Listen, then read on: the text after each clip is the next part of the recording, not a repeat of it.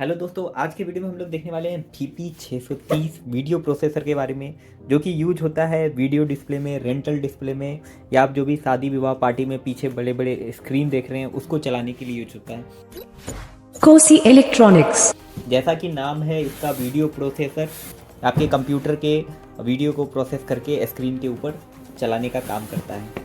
चलिए इसकी अनबॉक्सिंग करते हैं, इसके अंदर क्या क्या इंग्रेडिएंट्स हैं उन सबको देखते हैं, इसको कैसे किन किन बटन का यूज करके यूज किया जाता है, बेसिक सा आपको उसका नॉलेज हो जाएगा। तो यहाँ पे जो है हमें सबसे पहले तो एक बॉक्स मिल रहा है। बॉक्स के अंदर आइए देखते हैं क्या है हमारा। बॉक्स के अंदर आपको पावर केबल मिल जा रहा है, उसके बाद DVI कनेक्टर मिलते हैं, HDMI कनेक्टर मिलता है, फिर USB टू USB वाला कनेक्टर होता है जो कि कंप्यूटर से कनेक्ट होते हैं। फिर आपको इसमें मिलते हैं आपको एक पेन ड्राइव जिसके अंदर होते हैं इसके सॉफ्टवेयर इस कंट्रोलर को ऑपरेट करने के लिए। अब जो है हम इससे कंट्रोलर को निकालते हैं।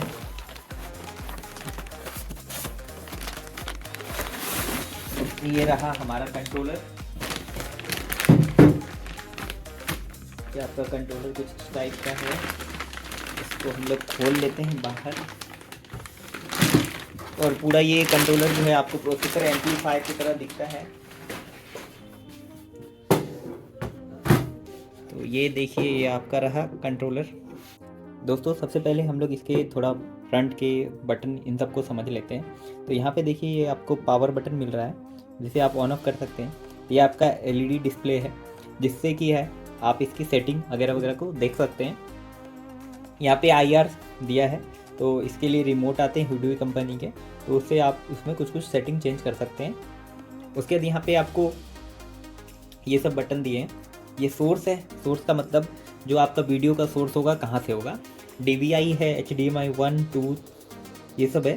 तो ये सब सोर्स टाइप है कि आपका जो भी एक्सटर्नल सोर्स है, या तो आप लैपटॉप से चलाओगे, कंप्यूटर से चलाओगे, या किसी भी और भी सोर्स या DTS से चलाओगे। तो आपको कुछ फंक्शन दिए गए हैं। आपको डिस्प्ले को ब्लैक करना है, फ्रीज करना है, ब्राइटनेस करना है, PXP picture in picture mode करना है। उसके बाद इसके अंदर विंडोज होते हैं, विंडो 1, 2, 3 अलग अलग। उसके बाद ये गाइड और ESC बैक जाने के लिए, और ये बटन से आप जो है इसके मेन्यू में एंटर कर सकते हैं, वो आगे पीछे जा सकते हो, और उससे बाहर निकलने के लिए। तो ये आपका फ्रंट का पैनल का हो गया। अब चलते हैं इसके बैक में क्या क्या आपको मिलता है, देखते हैं। यहाँ पे देखिए, सबसे पहले आपको यहाँ पे आउटपुट दिया हुआ है। जैसा कि इसका नंबर है VP630, तो ये 6 पोर्ट वाला है। अब VP800 समथिंग है, तो उसके अंदर 8 पोर्ट होते हैं। यहाँ पे LED 1, LED 2, LED 3, यहाँ पे जो है 6 आउटपुट मिल रहे हैं। एक का रेजोल्यूशन एग्जैक्ट मैं अभी नहीं बता सकता, वो डेटा शीट चेक करने होंगे। तो एक का रेजोल्यूशन है, फिर 2, 3, क्योंकि सिंगल लेन पोर्ट से आप ज़्यादा बड़ा डिस्प्ले नहीं चला सकते क्योंकि फ्रेम रेट का इशू आता है, इसलिए उसको तोड़ दिया गया पार्टीशन में। यहाँ पे आपको एक लेन केबल लगेंगे। लेन केबल से आपके रिसीविंग कार्ड होते हैं। रिसीविंग कार्ड ये इस टाइप का होता है, जो कि इस सिग्नल को जो है LED के डिस्प्ले को प्रोवाइड करता है, और यहाँ से जो है रिबन केबल के हेल्प से हमारे P10, P4, P6 जो भी आपकी डिस्प्ले उसमें जाता है सिग्नल। तो ये 6 के 6 जो है आउटपुट है रिसीविंग कार्ड के लिए, जो कि हमारा ये वाला रिसीविंग कार्ड के लिए यूज होगा। इसमें 2-3 वैरायटी आते हैं, डिपेंड करता है कि आपको कितने पोर्ट चाहिए, कितने बड़ा डिस्प्ले बनाना है, तो उसके अकॉर्डिंग इसका सिलेक्शन करते हैं। यहाँ पे एंटीना का ऑप्शन है, यहाँ पे आप वाईफाई एंटीना लगा सकते हैं।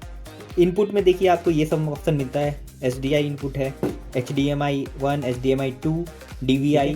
अगर आपको ऑडियो इनपुट करने हैं वो भी कर सकते हैं, आउटपुट करने हैं तो भी कर सकते हैं। CTRL कंट्रोल वाला जो है ये कंप्यूटर से तो इसको एक्सेस करने के लिए, इसकी सेटिंग को, फर्मवेयर को एक्सेस करने के लिए। तो USB से हम लोग ज़्यादातर इससे यूज करते हैं। ये आपका पावर सॉकेट हो गया। तो चलिए इसमें पावर डाल के देखते हैं इसमें क्या क्या सेटिंग्स हैं। दोस्तों यहाँ पे हमने पावर प्लग लगा दिया है, अब इसे हम ऑन करते हैं। जैसे ही ऑन करेंगे तो इसमें LED आपको ब्लिंक करेंगे, और पीछे से जो है फैन का नॉइज आपको सुनाई दे रहा होगा। दोस्तों ये वाला कंट्रोलर जो है, बड़े बड़े कंट्रोलर आपको अगर हमारे से ऑर्डर करना है तो आप हमारे WhatsApp नंबर पे ऑर्डर कर सकते हैं, क्योंकि इन सब चीज़ों का प्राइस वेरी करता रहता है। तो कई चीज़ें जो है आपको वेबसाइट पे हमारी नहीं दिखेगी।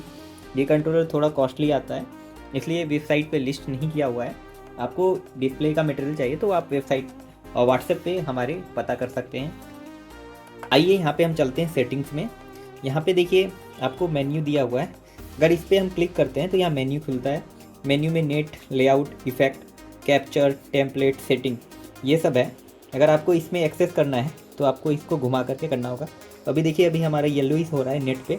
अगर हम इस पर क्लिक करते हैं तो स्क्रीन सेटिंग पे जाते हैं। स्क्रीन सेटिंग पे जाने के बाद यहाँ पे आप विड्थ और हाइट सेलेक्ट कर सकते हैं कि ये टच स्क्रीन नहीं है।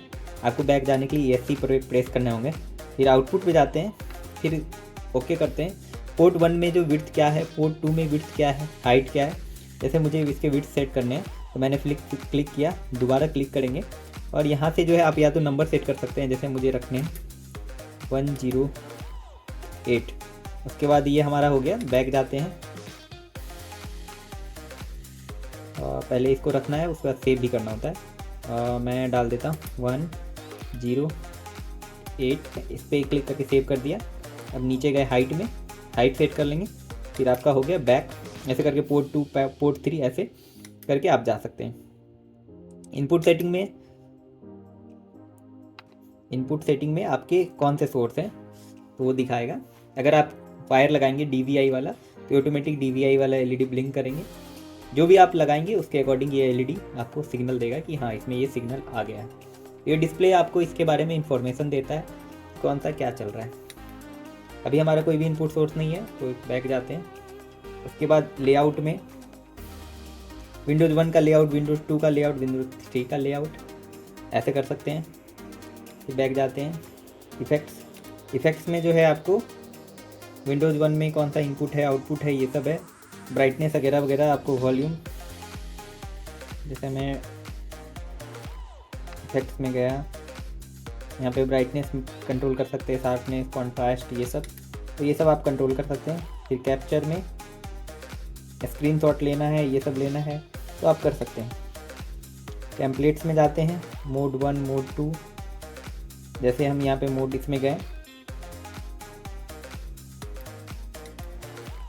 क्या ये फाइनल सेटिंग है, इनपुट रेजोल्यूशन, इनपुट सोर्स, तो आप ये सब सेट कर सकते हैं।